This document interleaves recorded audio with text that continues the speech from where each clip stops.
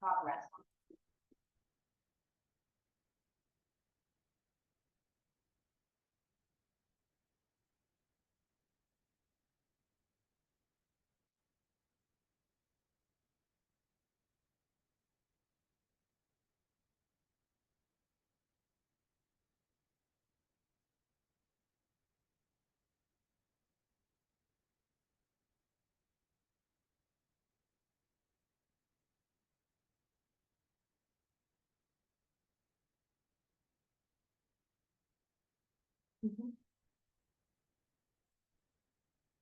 Welcome to English Without Borders. Dear all, we are so happy to see all of you joining our Thursday series of EWB webinars. And today we are hosting Miss Yana Kuchkarova, and our speaker came over to Tajikistan from Uzbekistan, and tomorrow she's going to be our speaker at EWB National Conference, which is going to be one of the big events in Tajikistan. And today Yana will talk about alternative assessment, my students' experiential bunnies, and I expect it's going to be really exciting for many teachers who are struggling with assessment of their students' knowledge. And let me share some information about our speaker, Miss Yana Kuchkarova, English language instructor at Kimyo International University of Tashkent, and she holds a bachelor's degree and an MA in English literature from Namangan State University, which she earned in 2009 and 2011 respectively.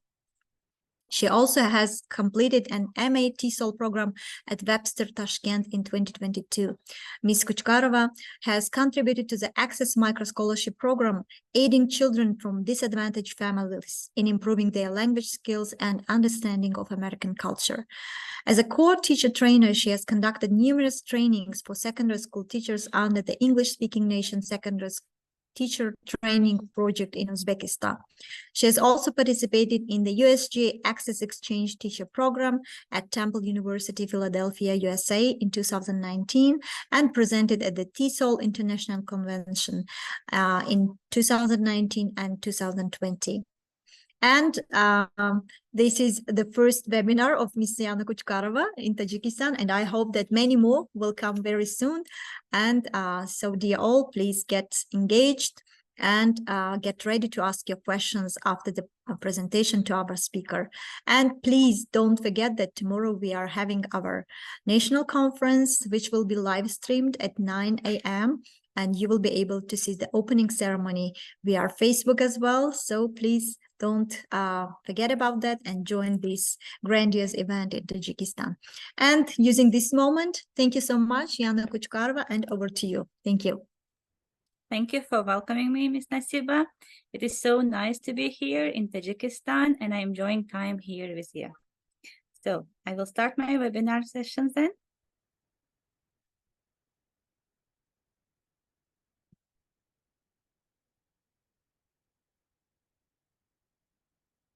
So, my topic is, are my students experiential bunnies? And we will talk about alternative assessment in EFL classes. This presentation is being conducted by me, but this presentation was prepared with Alex Barrett, who was an English language fellow in Namangan State University. So, during this session, we will look through difference between tests and assessment. We will learn different types of assessment and how are they beneficial. We'll learn how we can use rubrics for performance assessments, particularly for presentations and videos in our classes. So, test. All of us have tests, and most of us enjoy doing them. It is considered formal tool of evaluation because it is conducted for recording students' marks. It is given at identifiable times. It is authority-driven. It means teachers give it or admin gives it, or there is some kind of principals participate during the testing. It is mostly domain-specific. It means it measures a particular skill. It can be either writing, reading, grammar, or vocabulary. While assessment is usually found as an informal tool of evaluation. It's usually an ongoing process. It can be done by teachers, by peers, by individuals themselves.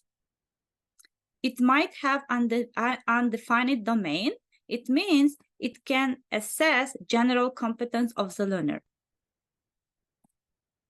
So you can see that assessment is big term while test is smaller. So all tests are assessments, but not all assessments are tests.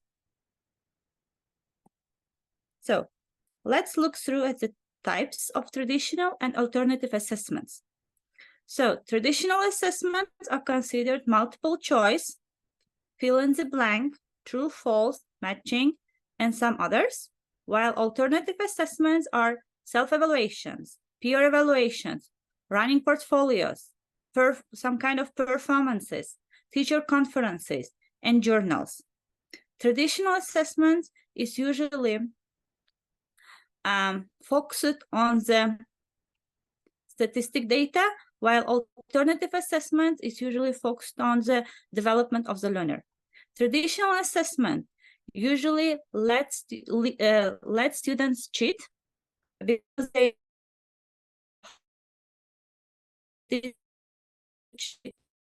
while alternative assessment develop students personally.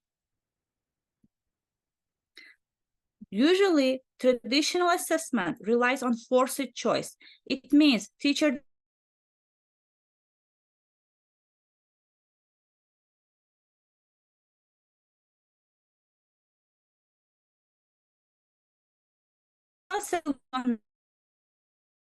need to make the right alternative assessment may have various answers, and all answers can be acceptable.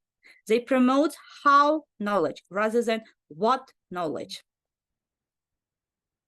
While alternative assessment emphasizes cooperation and develops transferable skills along with the language skills, and it is durable. So what is transferable skills? Transferable skills are skills that students can transfer from the classroom to real life. It can be presentation skills, it can be negotiation. The skills that students can use in their careers can be considered as a transferable skills. So different types of alternative assessment would work and develop different transferable skills. For example, observation reports or notes. While conducting observations and writing reports or taking notes, students develop observation skills, note-taking skills, analysis, evaluation, and interpretation. These 5 skills can be used in their future life. For that reason, they are considered transferable skills. They are not only useful for classroom arrangement, but also outside of the classroom. Another alternative assessment is role play or simulations. They work on students' ability on speaking in front of the audience, developing oral skills, nonverbal communication that is considered quite very important in real life, and interpersonal skills. Interpersonal skills means students' ability to work with different people. While preparing for role plays, students have to deal up with each other and learn to communicate with each other. This usually happens in real life as well. Oral presentations, PPT presentations, or poster presentations. What skills do they develop? Not only content knowledge, but also oral skills. Students learn how to present their ideas, nonverbal communication, using visual aids, interpersonal skills, teamwork, computer skills, creativity, graphic presentation skills, selection and evaluation. Teamwork because students work with their partners. And it's not so much easy for learners to learn how to be a good member, team member. Computer skills are the ones that are urgent nowadays. Creativity, they need to stand up to be different from the other presenters, and they try to develop their creativity. Selection and evaluation. You may think how it can be developed in poster presentation, but while preparing their posters or PPT or presentations, they need to decide which ideas to put on the poster and which they should omit. In this way, they improve their selection skills and evaluation skills. Projects can be different. It can be individual or group projects, but something that they develop is working under pressure. If you look through some requirements for international organizations, they may write, the person should be able to work under pressure. It's also a skill. Not all people can work under pressure, and project deadlines can teach learners to work under pressure. Writing skills, structuring information, problem solving, argumentation skills. Argumentation doesn't mean shouting at each other. Argumentation means to prove their ideas, taking into account the facts existing in the world and being able to present it in an assertive way. Use of different resources, research skills, reflection, creativity, group work, planning, and organizations. These transferable skills can be developed during the project works. The other alternative assessment can be portfolios. Why portfolios are good? Because they teach learners how to reflect. They show learners their personal development, and they show how learners can apply their knowledge. Peer assessment. Sometimes underestimated peer assessment can be a good tool for reflection. While assessing each other's papers or works, students consciously and unconsciously reflect on their own work. For this reason, peer assessment considered good move-up assessment. It would lead to personal development and to application of knowledge. The student who was able to see somebody's mistake and help to correct it would be able to see its own mistake as well. Audio and video presentations. Nowadays, kids enjoy technology, and this can be one of their most favorite tasks that you can give them to assess their language. It would improve their presentation skills, their creativity, and something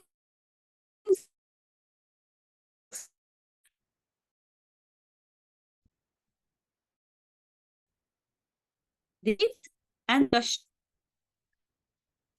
they would teach learners how to argue, how to prove their opinion, how to present information, how to select information that can be supported and that can stand out the opposite idea, and how can they evaluate the information.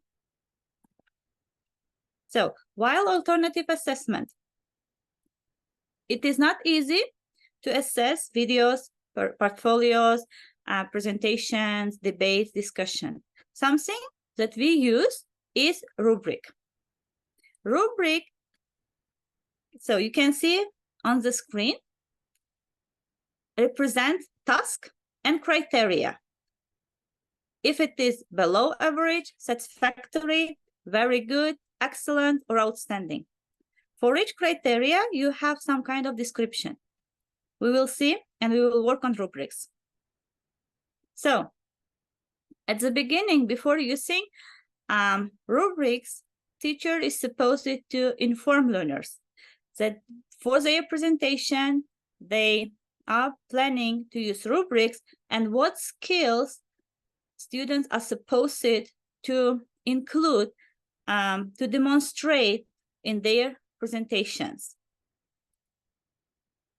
So for the assessment, in order to teach learners to assess each other as well, they are given rubrics.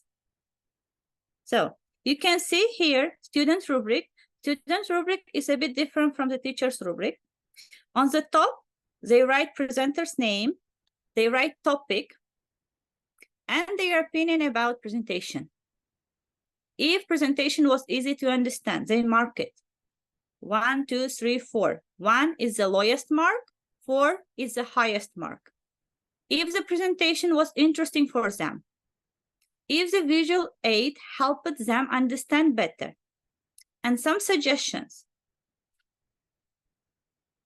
So you see, this is prepared rubric for students, and these are their feedback. Who are presenters and what is their topic, their mark. In some cases, if students didn't use PPT or any posters, you can see no, because students didn't provide visual aid. And they suggested to each other, visual aids could help to understand the theme and make presentation more colorful. So students mark, evaluate each other. Sure, this evaluation is informal and teacher doesn't put this evaluation in their register.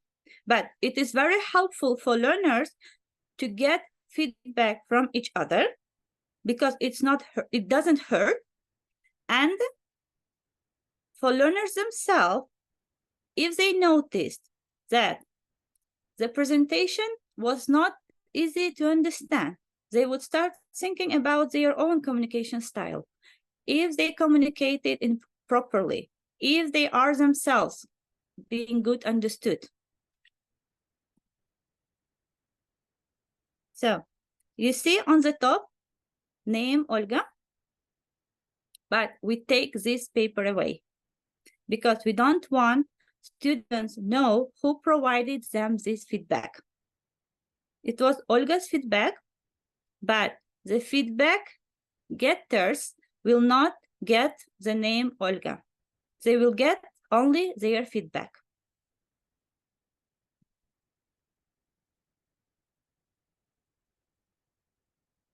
So these are samples from students' feedback. They give short information for recycling, but important information for us. If Gulmira spoke with emotion, it would be better.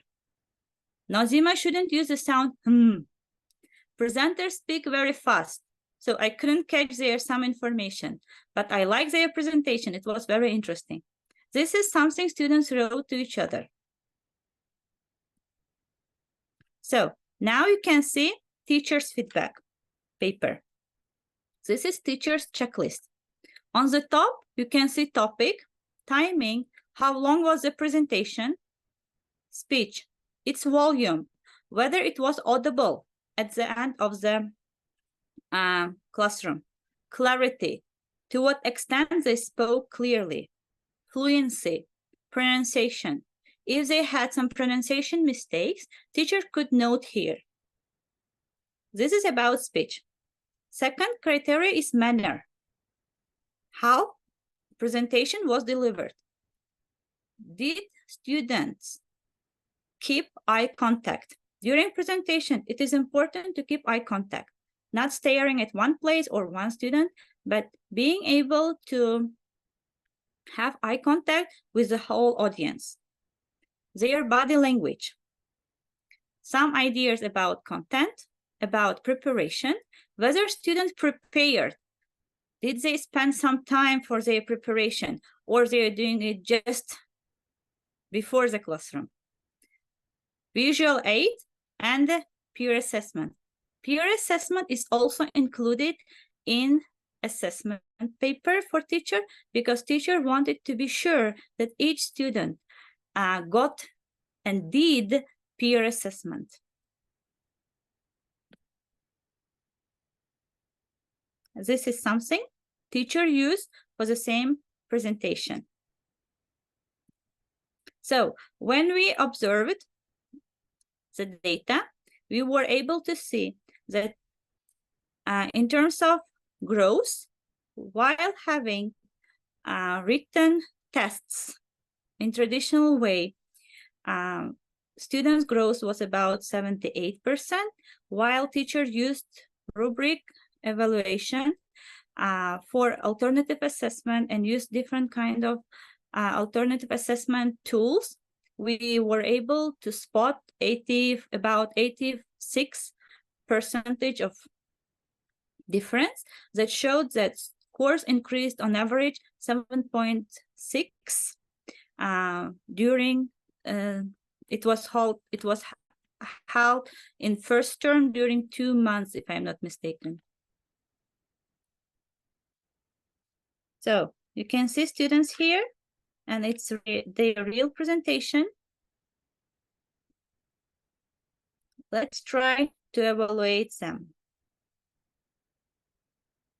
So it is one of their presentations. Let's see. Many things from that place about that place, where you are traveling. So it's really educative. I think no one sucks so that the people who is only cannot talk about anything. By traveling, you can learn more things and you will be more interesting person. So you have what to say to other people. You can tell about your adventures. Get to know yourself. So if you are traveling alone, it's the best way to get to know yourself. You can understand yourself maybe more, or you can understand. You can learn many things from that place and yourself maybe more. Okay, this is some samples of students. I'm not sure to what extent it was audible because it was recorded via phone, but in a real situation. We will move on. This is another presentation that was conducted by the students. Because of burning fossil fuels, carbon dioxide increase. Okay, so before using the rubrics, it is important for learners to explain the task, and teachers should make sure that students really understand the task and what they are supposed to do. If it doesn't happen, then students would fail their tasks. Explain the criteria, what teacher would pay attention to so that students can succeed. And in using rubrics and alternative assessment, each student can succeed. If you have 30 students in one classroom, you can put 5. I think in Tajikistan, you also have 5 marking system, right? So you can put 5 for each student, only if they get the criteria. In rubrics, in alternative assessment, in criterion assessment, each student can succeed. Explain how to do it. It means what steps should students follow in order to do it. Ask them to choose a cartoon. So this was for cartoon. So the students chose a cartoon. And they prepared action plan to translate, to dub the cartoons. It is different project, and the action plan was the following. Students were supposed to find the words of the cartoon, of real cartoon that were in Uzbek or in Russian. They were supposed to translate the words of the cartoon. Then they rehearsed it a lot. And this part of project work of alternative assessment really makes students work because they work in teams and they help to each other. They correct each other's mistakes, and it happens outside of the classroom. Then they dub, and after watching, they reflect it. And when they see themselves on the screen, reflection is easier to be done. This is real work done by students. Attention, please. We are starting our reportage about cross-skiing. We are all know the forest champion, Grey Wolf, is coming in number 6. Handsome, very handsome. Just the words. I am speechless to his outlook. Handsome, handsome, but the teeth are a little bit more.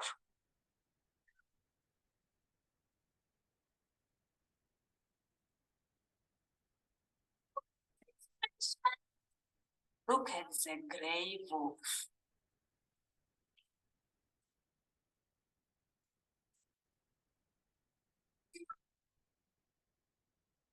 So, what students feel if you give them some kind of tasks? Before the dubbing, my students felt scared. They were really scared and they were not sure that they would be able to do it. Why do they need it? Students may not understand why they need this type of tasks. So it is teacher who is supposed to explain why they need this kind of tasks. What will change? It's not easy to work in team because they had different schedules, and making them to work together scares them. What they felt during dubbing, they were engaged. A lot of laughing and fun because they corrected each other. They tried to work to make different kind of voice sounds so that it matched the cartoon. They found it interesting and challenging. They found out that teamwork requires leadership, and peer teaching is not so insulting because they worked on each other's mistakes on pronunciation, in grammar, in vocabulary. It wasn't the teacher who corrected it. It was the student who corrected it, and it wasn't offending. What they felt after dubbing, they felt happy, confident, proud of themselves. And they even suggested to dub a movie that's bigger than a cartoon. Some of them started thinking of being a dub actor as well. Another project as an alternative assessment was my book. And students designed their own books, they wrote their own stories, and as a presenting part, we organized a gallery after the book presentation, and each student gave comments on the piece of paper in the book. So I like the book, and something that the author should develop. Thank you. If we have more time, we can look through the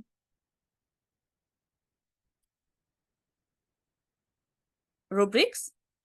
So this is the rubric for peer assessment. Students were given these questions. Can you find out who speaks? In the team, there were 4 or 5 people, and they were supposed to find out who spoke for whom. Is the speech understandable? Do you like the dubbing? Why? Why not? What do they need to improve?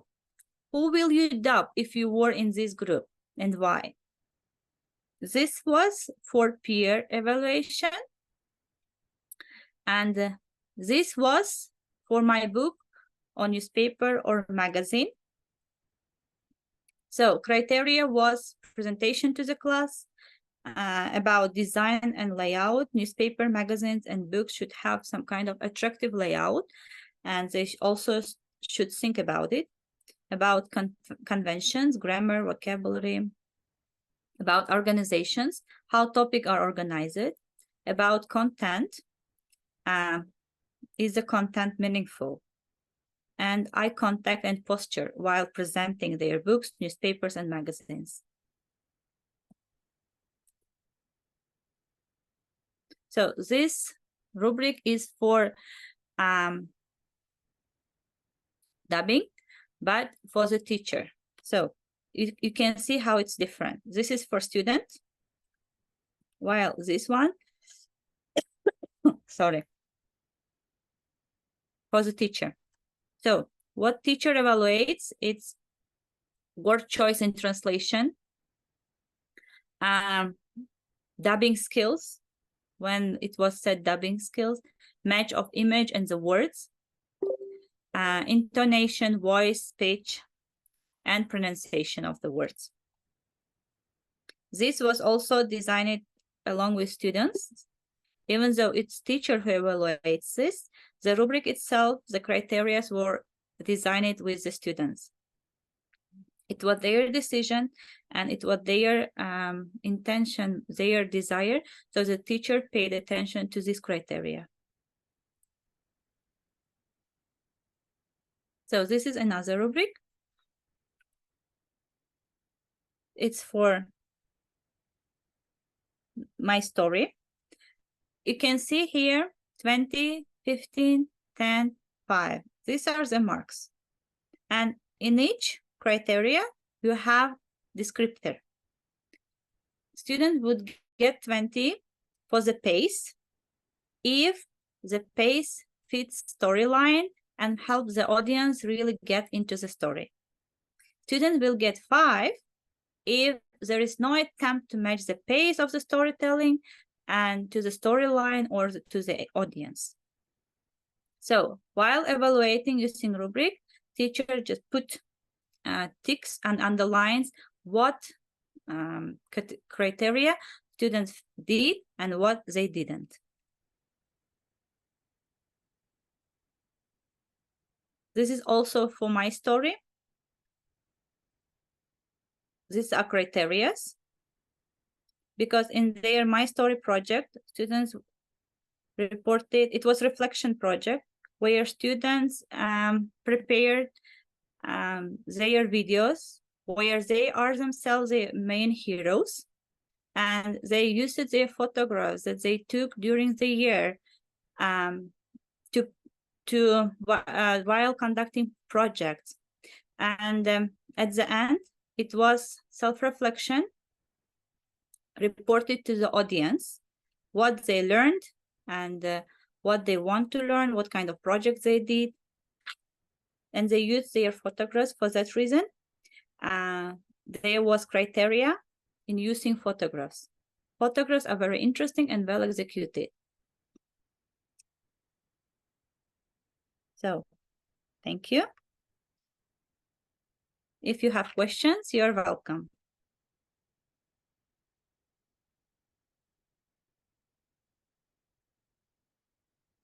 Thank you, Miss Yana, for sharing your experience. And of course, like, it's so great to see so many great materials that you shared today. We are very thankful to you. And let us open the floor to questions and answers. So dear all, please don't hesitate to ask your questions. You can put your questions in the chat box in Zoom, or you can unmute yourself to ask the question.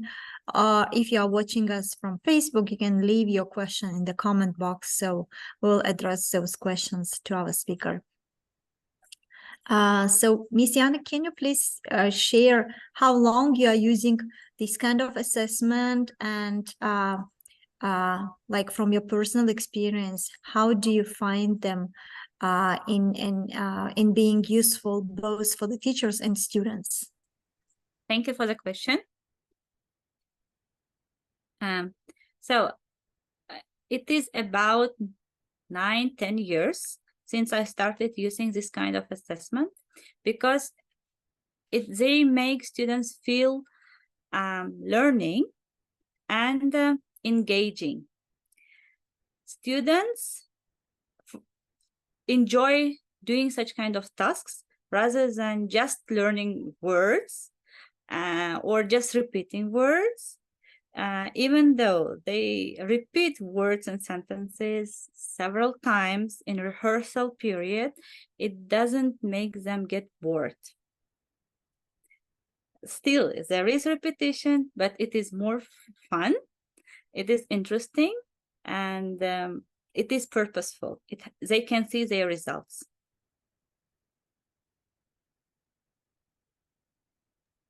Okay, thank you.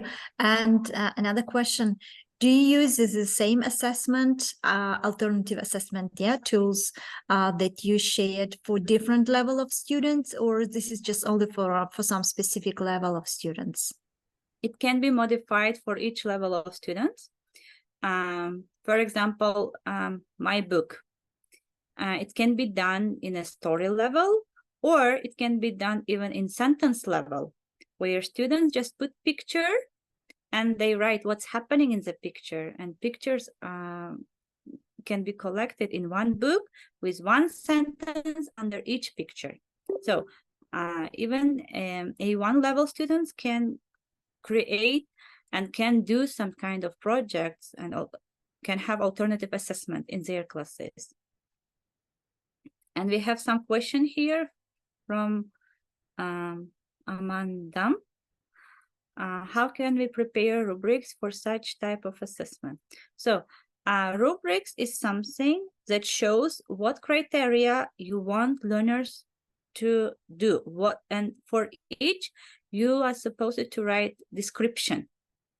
So if you want them to have good eye contact with the audience, you put criteria eye contact.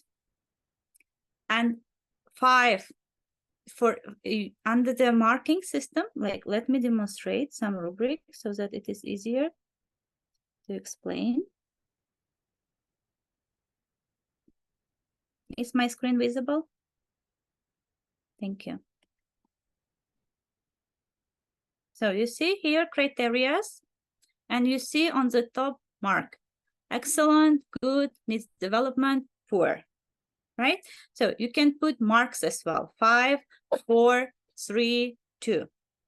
And for each criteria, you write description.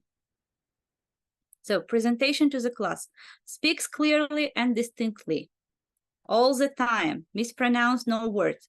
So if the student does this, then you put tick for excellent. There is some Ruby Star, I will write in the chat, that can help you to start Ruby Star. That's the website. You can use that one, and you can start designing your rubrics for your project. Ruby Star also has some ready-made rubrics for you to use. You can start there. Thank you. Yeah, thank you so much, Miss Yana. Next question, like in terms of let's say, do you use the same assessment all the time, or you still use like different assessment when it comes to assessing their writing skills, or in time when you are testing them for, let's say, for some midterm exams or for the final exams? Or this is how you just, you know, merging this alternative assessment system with traditional one? So you can use these assessments like for midterms and finals as well. For example, my story was my final, where students were supposed, it was reflection, and students were supposed to reflect what they have learned during the year and what their action plan for the future. So they prepared their paper version of their reflection, and then they put it in pictures, and they had it as a video presentation to the whole class. It was final, it was reflection. They pre-prepared their writing so that they can speak, and it is speaking. You evaluate speaking there. And if you want to put like criteria like vocabulary choice or task response, it is teacher who decides, and with students the criteria.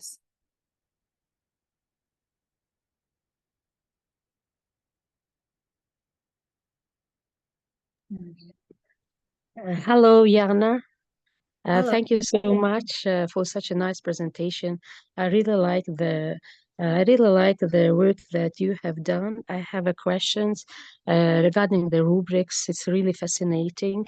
I'm really interested in how do you, for example, apply the rubrics in your class, because it's really also difficult with students just to help them or just make them follow the rubrics in order to just get a better mark. I'm just interested in how did you manage to make it your class in your classroom culture, and what challenges did you meet while, for example, implementing the rubrics in your class?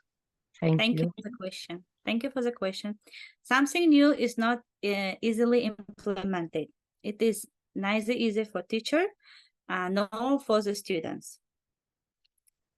Something that we did was talking about rubrics and making sure the students understand the rubrics and their criteria, so that they are not so much scared of it. And while they were presenting, you saw some checklists for the students as well that we used it, so that they evaluated each other. That would give them opportunity to see to the situation from the teacher perspective.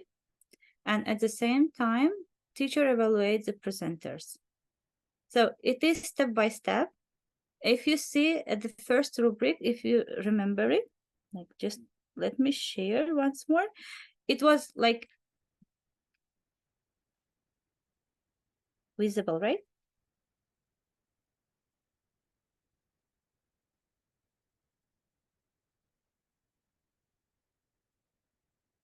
So you see here we have only notes.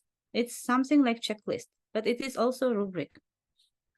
So volume and teacher's feedback. What's the volume like? It was the first steps when we started using rubrics before moving to the more complex ones, so that learners get used to being evaluated according to the rubrics. And as a teacher, when you get used to such kind of rubrics, it would be easier for you to evaluate them as well. And as a teacher, as a learner, you both would know what you should work on during the classes. Student may have very clear language, be fluent enough, have good volume. Their voice projection can be very good, but during the presentation, you might have noticed that student doesn't have eye contact. That also influences the presentation itself, because eye contact is something that you know should be considered in a big audience as well. Or their body language. Even though their speech was wonderful, they were not able to manage the manner of conducting their presentation. So next time they should focus on it, and as a teacher, you should also be able to guide them towards it. What I like about rubrics, they are specific, and it's not only, so you get 5 today, or you get 3 today, and neither teacher nor student don't know what they should work on to get the highest level of their conduct. But it is step by step. Don't take too complex rubrics that are difficult to follow for students and for you as a teacher, because everything new is not easy to start. I hope I answered your question. Thank you. Yes, of course. Thank you so much. Thank you, Miss Yana. So next question. So probably like, your students have some preferences, like whenever you use assessment, which one they like best, alternative assessment system or traditional assessment? So something they enjoy doing is alternative. But as a student in that level, they cannot distinguish which one is alternative, which one is traditional. So in English classroom, we need both, not only alternative or not only traditional. We need both, and each of them has their advantage and disadvantages. We need alternatives in assessment. It shouldn't be everyday tests or everyday fill in the gaps or everyday dubbing or everyday presentation. So having a variety of assessments would be good for learners. And what it's also good in alternative assessment, they don't feel that they are being assessed. They feel that it is still classroom, that it might be practice time, and they don't have that pressure that usually students and teachers have during the traditional assessment. Yeah, thank you so much. And how about like, so do you use any project-based assessment or just something like, kind of seeing the whole performance over the academic year? And do you use or you use just weekly and also midterm and the final one, or do you have any kind of alternative, I mean not alternative but kind of general assessment that you just include both? So we have portfolios Mm-hmm. that we usually collect in our Google Classrooms that I will talk tomorrow. Mm-hmm. And in those portfolios, we have all their assessments in one place in their own folder, where both teacher and student can find their tasks, and they can see their progress, and in which ones they did good or not so good. And it is something that teachers can use and students can use to see the progress over the whole year. Yeah, that's very interesting. Yeah. Okay, and dear all, please, any more questions? So from your side, please don't be shy. You can unmute yourself and ask the questions. Sometimes, like, the presentation can just give a big picture, but sometimes, people might be having some specific questions. So don't hesitate to ask your questions. Okay. So, and if no questions, like, Sorry. Yes, please. Sorry, I have a question. Yana told us about portfolio, yes? Does she have it online? Yes, we have them online in Google Classroom. You can create folders for each learner and where you can upload your tasks. And where okay, we can upload and see it, yes? Yes, both you and parent, and if you add parents and students, you can see. Yes, we would like you to share it with us, just to have a look at it. We will do it tomorrow. Tomorrow we will have EVB's conference, and I will share some things that I'm doing with portfolios and Google Classrooms. Okay, thank you very much. Thank you. Thank you. All right, thank you so much, Miss Yana. If no last questions to our speaker, then yes, let me wrap up. And tomorrow is an important day for all of us. Please join us on social media, mainly on Facebook. We are going to live stream the opening ceremony of EWB conference, national conference, and you will see who will receive the great awards this year in Tajikistan. And of course, like there will be so many speakers. And yes, see you at the conference tomorrow morning. Please get well rest. And of course, like stay positive during 2 days and be open to learn more about our in-person activity in Dushanbe.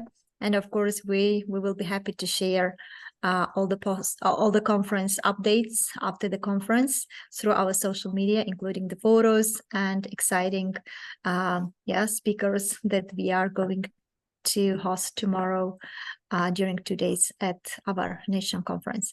Thank you so much, Miss Yana, for sharing your experience with teachers in Tajikistan. Thank you for inviting me. Yes, and we hope that these kind of webinars will be more often in the future. And yeah, the EWB platform is is always targeting to bring great teachers and to share their experience, skills, as well as knowledge and best practices through the EWB webinar platform. Thank you so much, dear all. Wishing all of you to have a good evening and see you. Bye-bye. Thank Thank you. Bye. Bye-bye.